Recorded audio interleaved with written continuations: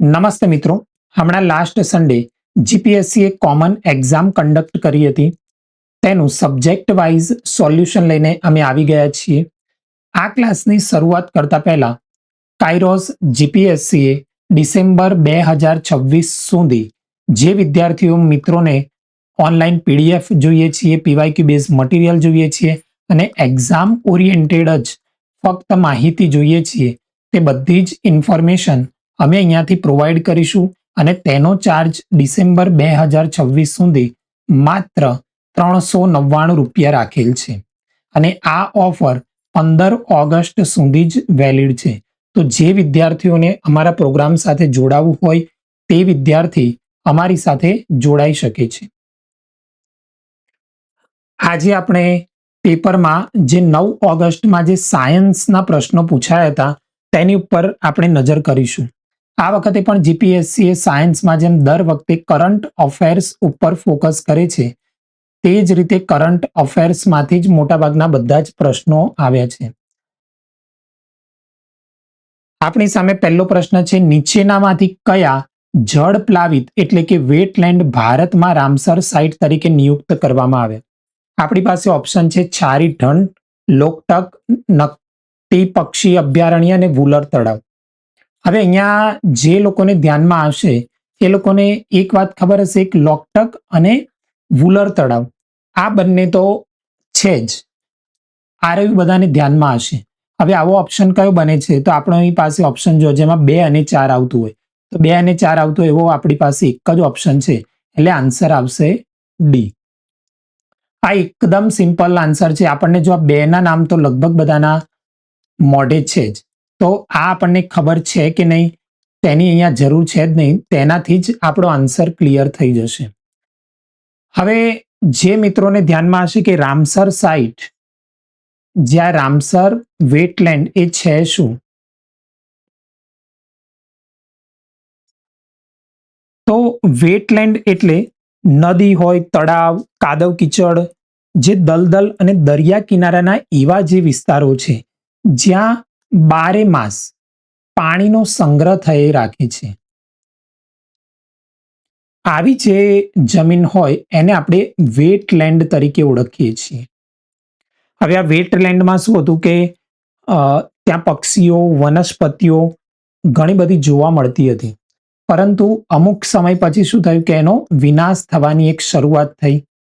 આ વિનાશ થવાની શરૂઆત થઈ એટલે ઈરાનના રામસર શહેરમાં 1971માં 2 ફેબ્રુઆરીના રોજ એક મીટિંગ મળી, એક કન્વેક્શન થયું, આંતરરાષ્ટ્રીય સંધિ થઈ, તો જેને આપણે વેટલેન્ડ કન્વેન્શન કહેવામાં આવે છે.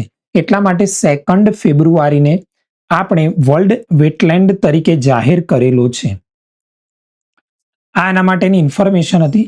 હવે જે વિદ્યાર્થીઓને ધ્યાનમાં હશે એમને ખબર હશે કે જે આ છારી ઢંઢ છે એ કચ્છ જિલ્લામાં આવેલ વેટલેન્ડ છે, જે હમણાં જ ઘોષિત થયું છે. બીજું લોકટક તો ધ્યાનમાં છે જ કે ક્યાં છે, તો મણિપુરમાં આવેલું છે. બીજું નકટી પક્ષી અભયારણ્ય તો એ બિહારના જમુઈ જિલ્લામાં આવેલું છે.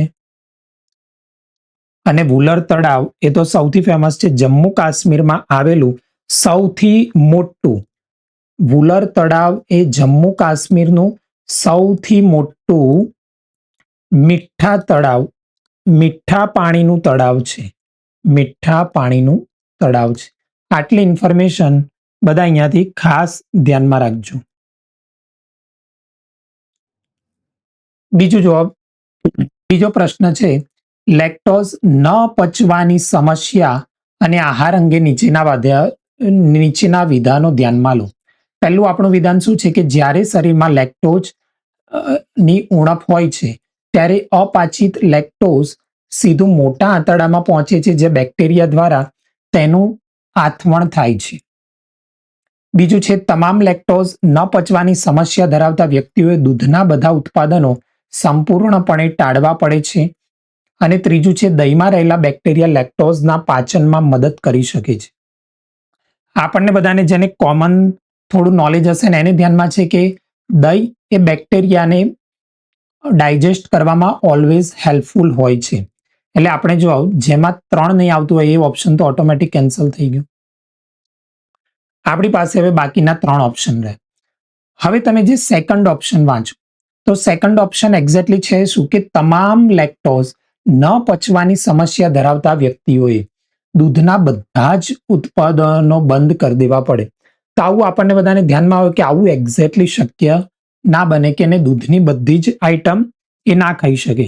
એને અમુક જે ગુડ બેક્ટેરિયા બનાવતું હોય એ આઈટમ તો વ્યક્તિ ખાઈ શકે. એટલે અહીંયા પણ જોઈએ તો આ બીજો ઓપ્શન નહીં આવે. આ બીજો ઓપ્શન આપણે કાઢી દઈએ તો આપણી પાસે આન્સર આવી જશે 1 અને 3. એટલે આ રીતે પણ વિચારીએ ને તો પણ આપણને ધ્યાનમાં આવી જાય છે. એટલે આપણો આન્સર આવશે 1 અને 3. હવે આગળનો પ્રશ્ન છે નીચેનામાંથી કઈ ટેકનોલોજી ક્વોન્ટમ કોમ્પ્યુટિંગ સાથે જોડાયેલી છે?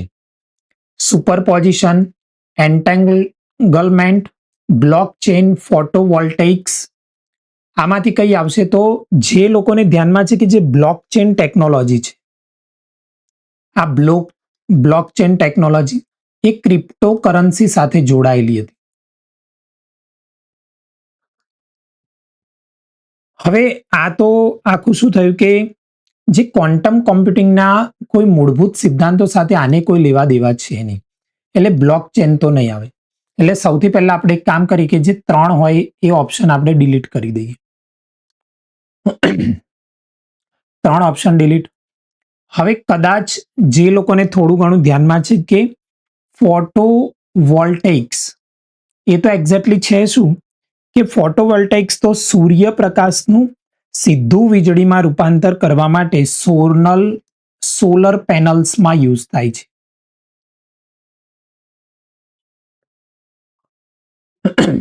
એટલે આ ઓપ્શન પણ આ રીતે નહીં આવે. હવે જો આપણે 3 અને 4 ઓપ્શન કાઢી દઈએ તો જેમાં 1 અને 2 આવે એવો આપણો આન્સર આવશે.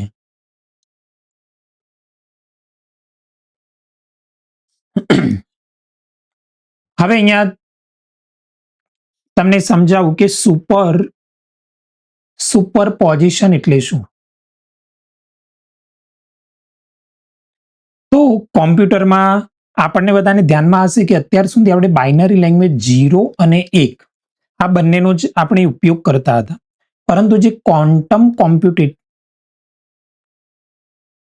કોમ્પ્યુટિંગ છે આમાં જે ક્યુબિટ્સ હોય છે, પેલામાં બિટ્સ અને આમાં ક્યુબિટ્સ જે હોય છે એ આ સુપરપોઝિશનને કારણે 0 અથવા તો 1 આ બંને એક સાથે હોઈ શકે છે. બંને સ્થિતિમાં એક જ સમયે હોઈ શકે છે.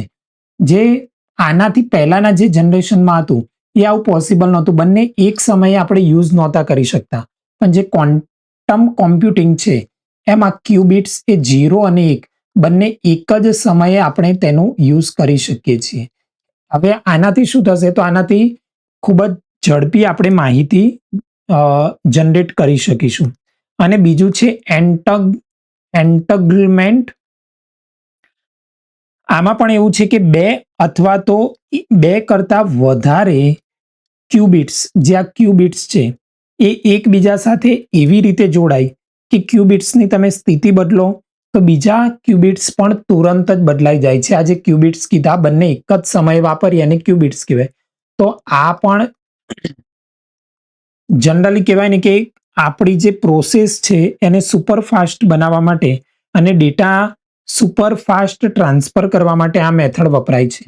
એટલે આમાં જોઈએ તો પહેલા બંને એક્ઝામ્પલ ક્વોન્ટમ કોમ્પ્યુટિંગ સાથે જોડાયેલા છે જ્યારે બાકીના બંને નથી. આપણો આગળનો પ્રશ્ન છે જૂની બેટરી ટેકનોલોજી તુલનામાં સ્માર્ટફોનમાં અત્યારે બધાને ધ્યાનમાં હશે કે લિથિયમ આયન બેટરીના ફાયદાઓ અંગે નીચેનામાંથી કયા વિધાનો સાચા છે? તેમની પાસે વધુ ઉર્જા ઘનતા અને લાંબા ચાર્જ ચક્ર છે. તે ઉચ્ચ મેમરી અસર અનુભવે છે જે તેમના બેટરી ચાલવાના સમયને વધારે છે. હવે થોડી પણ આપણે લોજિક દોડાઈએ તો અત્યારે સ્માર્ટફોનમાં લિથિયમ આયન બેટરી આવી. આ બેટરી લાયા ક્યારે હોય કે તમને કંઈક ફાયદો થાય તો લાયા હોય. એટલે પહેલું શું થયું કે તેમની પાસે વધુ ઘનતા અને લાંબા ચાર્જ ચક્ર છે.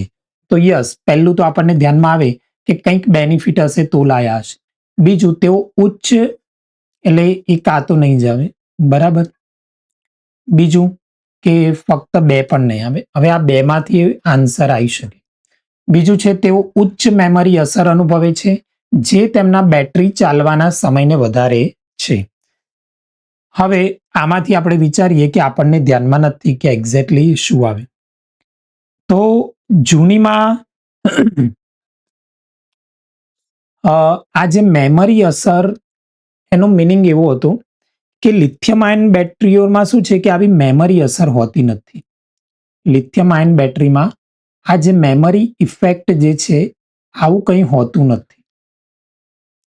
આ હોવાના લીધે, આ નથી હોતું એના લીધે શું થાય કે જૂની જે બેટરીઓની ઘણી આવી સમસ્યા હતી કે તમે પૂરેપૂરી ડિસ્ચાર્જ કર્યા વિના એને જો વારંવાર ચાર્જ કરવામાં આવે તો પોતાની જે બેટરીની મહત્તમ ક્ષમતા છે ને ભૂલી જતી હતી, ભૂલી જાય, અને બેટરીનો આથી બેકઅપ સમય એ ઘણો બધો ઓછો થઈ જતો હતો. આ એક પ્રોબ્લેમ આમાં રહેતો હતો. એટલે જે લિથિયમ આયન બેટરી છે આ ખામીથી મુક્ત છે, અને આથી આપણે એને ગમે ત્યારે ચાર્જ આપણે કરી શકીએ છીએ.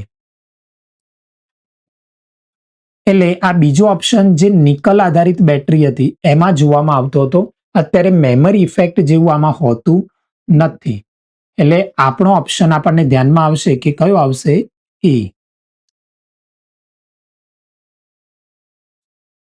હવે આગળનો પ્રશ્ન છે પરમાણુ વીજ ઉત્પાદન માંથી 3 વિધાનો ધ્યાનમાં લેવાના છે. એમાંથી કયો સાચું છે? તો પહેલું, પરમાણુ રિએક્ટરમાં વિભાજન પ્રક્રિયા દ્વારા ઉર્જા ઉત્પન્ન થાય છે.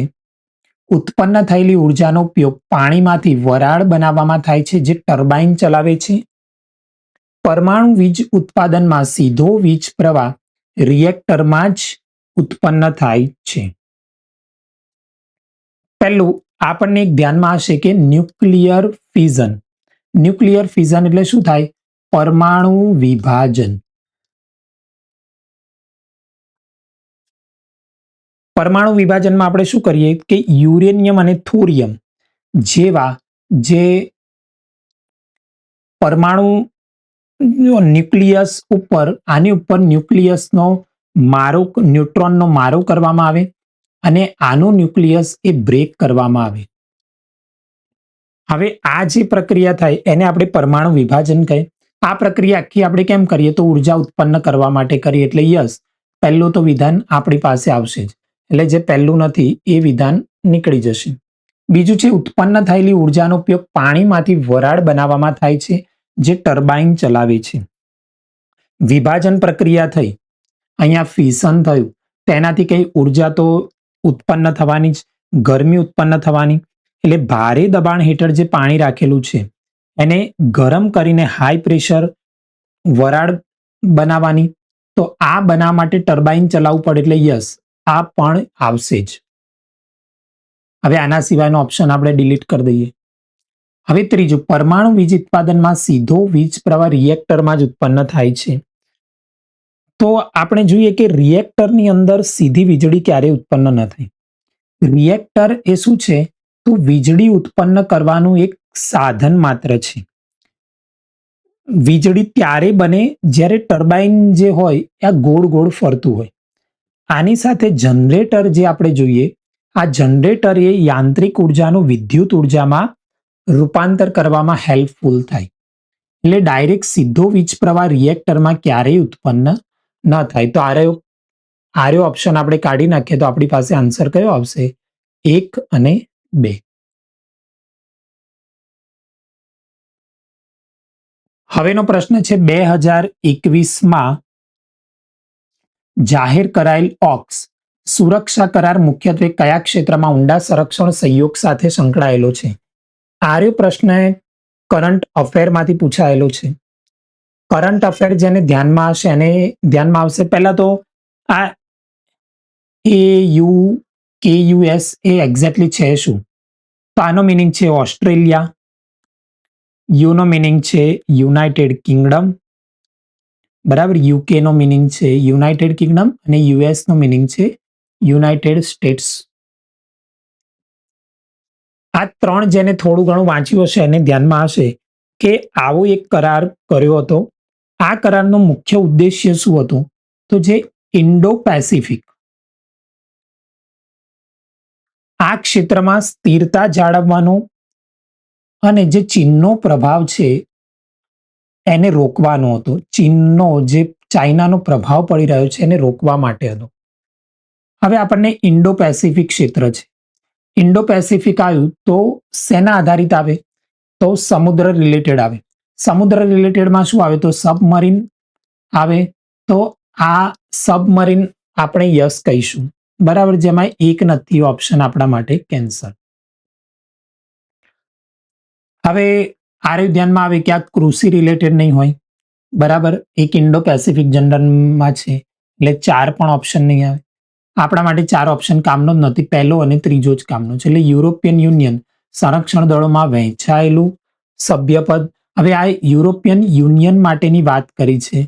આની સાથે કયાને લેવા દેવા છે નહીં એટલે આ ઓપ્શન પણ નહીં આવે. તો બીજો તો છે જ નહીં એટલે આપણો ઓપ્શન બનશે ફક્ત એ. એટલે આ થોડું ઘણું જેને ધ્યાનમાં હશે કરંટ અફેર્સ એને આ પ્રશ્ન ધ્યાનમાં આવશે. હવેનો પ્રશ્ન એક કોમન સેન્સનો છે કે રણના છોડ વનસ્પતિ પાણીનો વ્યય ઘટાડવા માટે દિવસ દરમિયાન પોતાના પર્ણરંધ્રો બંધ રાખે છે. આ આપણને બધાને ધ્યાનમાં છે. તો પછી તેઓ આવી પરિસ્થિતિમાં પ્રકાશ સંશ્લેષણ કઈ રીતે કરે છે? તો પહેલું તો આપણને ધ્યાનમાં આવે કે પ્રકાશ સંશ્લેષણ માટે CO2 નું જરૂર હોય છે એટલે આ તો ઓપ્શન નહીં જ આવે. ઓકે, આ ઓપ્શન નહીં આવે. બીજું, તેઓ મૂળ દ્વારા શોષણ કરે છે. તેઓ રાત્રિ દરમિયાન CO2 નું અને તેઓ માત્ર રાત્રે જ પ્રકાશ સંશ્લેષણ કરે છે. હવે રણની વનસ્પતિઓમાં કેવું છે કે રણની વનસ્પતિઓમાં થોર આવે, પછી કેક્ટસ આવે.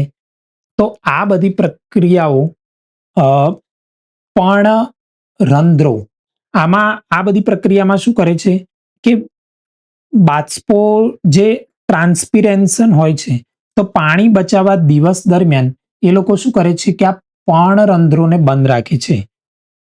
આવા સમયે શું થાય કે રાત્રિ દરમિયાન જ્યારે ઠંડુ પડે ત્યારે આ પોતાના પર્ણરંધ્રો એને ઓપન કરે અને એમાંથી એ લોકો શું કરે કે CO2 શોષી લે છે. એટલે મેલિક એસિડના સ્વરૂપમાં આ લોકો સંગ્રહ કરે છે. મેલિક એસિડના સ્વરૂપમાં. એટલે દિવસ દરમિયાન સૂર્યપ્રકાશની હાજરીમાં આ સ્ત્રોતનો ઉપયોગ કરીને પછી એ ખોરાક બનાવે છે. એટલે આ જે આખું કામ કરે છે રાત્રિ દરમિયાન એ CO2 નો સંગ્રહ કરે છે. રાત્રે તો શક્ય છે જ નહીં. સૂર્યપ્રકાશ હોય ને એટલે પ્રકાશ સંશ્લેષણ થાય નહીં એટલે આપણી પાસે આ એક ઓપ્શન આવશે. હવેનો પ્રશ્ન છે, આ તો એકદમ કોમન સેન્સનો પ્રશ્ન છે કે જૈવ વિવિધતા વિશે નીચેના વિધાનો ધ્યાનમાં લો. જૈવ વિવિધતામાં વધારો થવાથી ઉત્પાદકતામાં વધારો થાય છે. તો વાંચતા જ આપણને ધ્યાનમાં ખબર પડે કે યસ કે ઉત્પાદકતામાં વધારો થાય.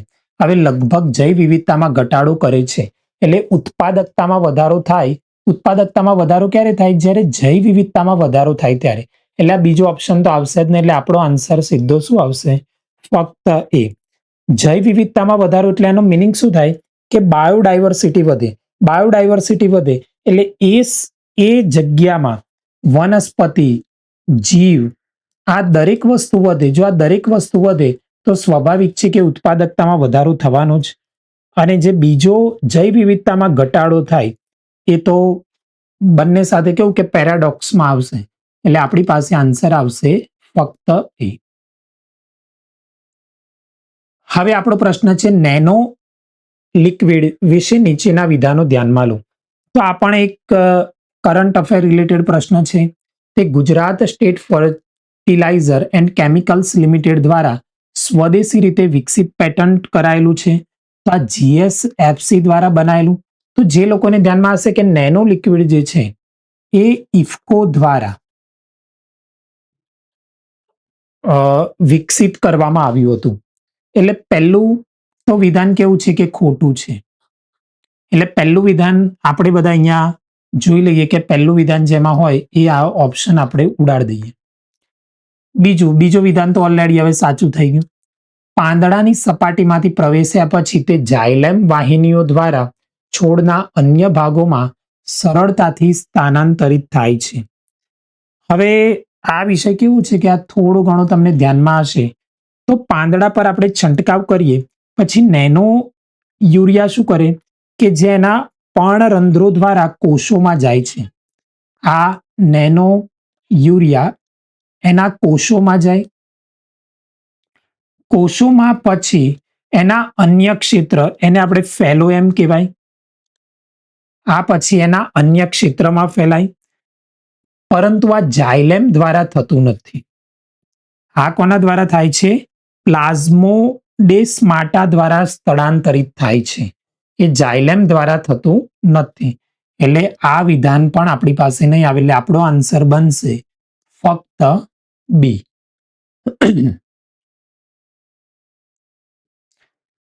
હવેનો પ્રશ્ન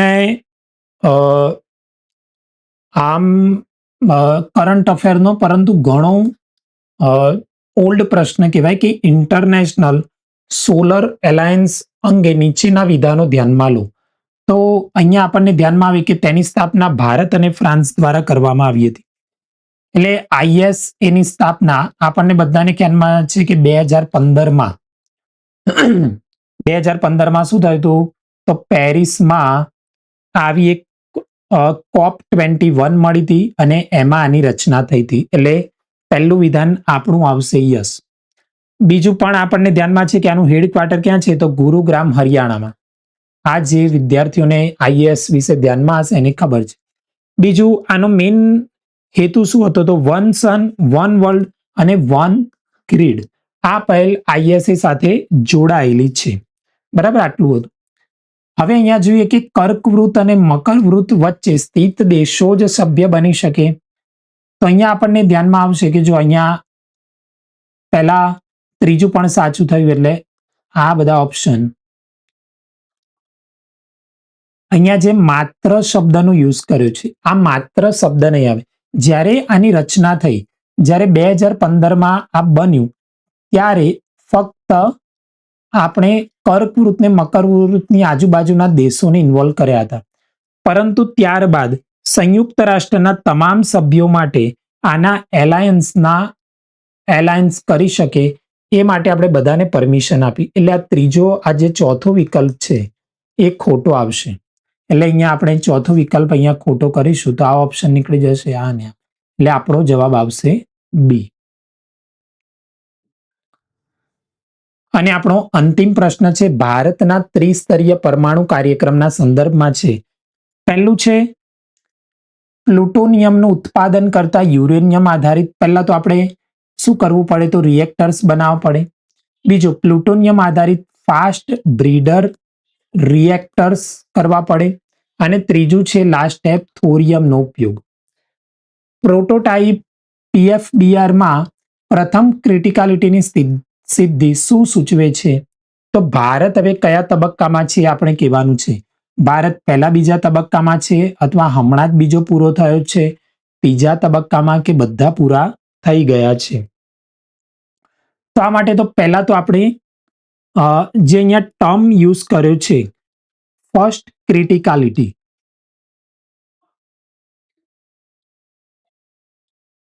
આ એક્ઝેક્ટલી છે શું? તો કોઈ પણ આપણે ન્યુક્લિયર રિએક્ટર લઈએ, કોઈ પણ ન્યુક્લિયર રિએક્ટર, આમાં આપણે નિયંત્રિત પરમાણુ વિભાજનની શૃંખલા પ્રક્રિયા આપમેળે ટકી રહે આવી સ્થિતિ પ્રાપ્ત કરવાની સ્થિતિને ફર્સ્ટ ક્રિટિકાલિટી આપણે કહીએ છીએ. કે હવે ન્યુક્લિયર જે છે એની જાતે જ નિયંત્રિત કરી શકે ને એવી સ્થિતિ એ પ્રાપ્ત કરી લે. આવી સ્થિતિ પ્રાપ્ત થાય ત્યારબાદ જે રિએક્ટર હોય એ વીજળીનું ઉત્પાદન કરવા માટે એ સક્ષમ બને છે.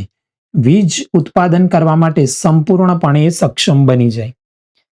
બીજો તબક્કો એવો છે કે ભારતમાં તો આપણે કહીએ બીજો તબક્કો એવો છે કે ભારતના ત્રિસ્તરીય પરમાણુ કાર્યક્રમ હેઠળ FBR નો સમાવેશ, ફાસ્ટ બ્રીડરનો સમાવેશ થાય છે.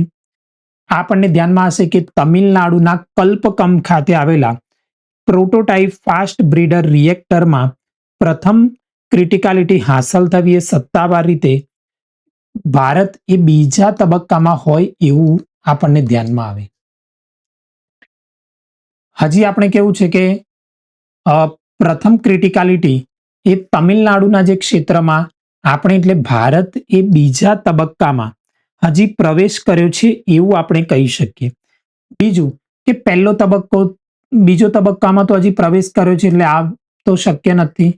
બીજો તબક્કો પૂર્ણ હજી થોરિયમ સુધી તો આપણે પહોંચ્યા નથી એટલે આ પણ નહીં આવે અને આ પણ, એટલે આપણો આન્સર આવશે ફક્ત બી. ભારતે હજી હમણાં જ, આ પણ એક કરંટ બેઝ પ્રશ્ન છે એટલે સાયન્સ ઓલવેઝ કેવું છે કે કરંટ અફેરમાંથી જ પૂછાય છે મોટે ભાગે. એટલે આ પણ જે કરંટમાં જે લોકો જોડાયેલા હશે કરંટ અફેર સાથે એ લોકોને આ ધ્યાનમાં આવ્યું હશે. તો અહીંયા આપણે આજે સબ્જેક્ટ વાઇઝમાં સાયન્સનું જોયું. હવે નેક્સ્ટ આપણે હિસ્ટ્રી અને અન્ય વિષયોનું પણ આ રીતે જોઈશું.